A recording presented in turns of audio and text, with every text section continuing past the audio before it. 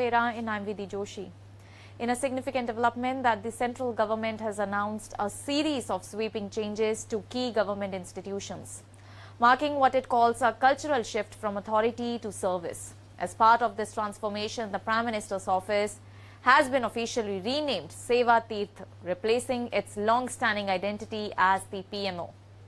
Alongside this, state government buildings across the nation, traditionally known as Raj Bhavans, will now be called Lok Bhavans, and the Central Secretariat has been renamed Kartavya Bhavan, aligning with the government's emphasis on duty and public responsibility. According to the Prime Minister's office, we are moving from power to service. This shift is not administrative but cultural. Major changes are underway in public institutions. All these renaming decisions follow similar changes implemented in recent years. The iconic Rajpath was renamed Kartavya Path in 2022, reflecting a shift from the colonial vocabulary embedded in national landmarks. The Prime Minister's official residence, earlier known as Racecourse Road, was rechristened Lok Kalyan Marg in 2016 to emphasize welfare and public-oriented governance. The Union Home Ministry noted that the term Raj Bhavan, used for the residences of governors and lieutenant governors, represents a colonial mindset. Citing deliberations at the Governors' Conference held last year, the ministry explained that such nomenclature carries connotations of rule and authority.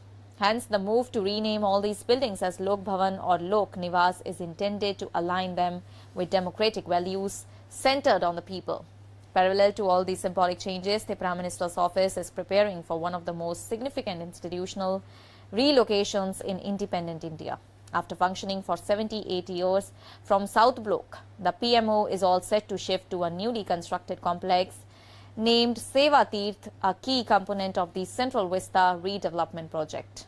Designed to bring important government institutions under one modern integrated campus, the new complex aims to improve coordination and administrative efficiency at the highest level.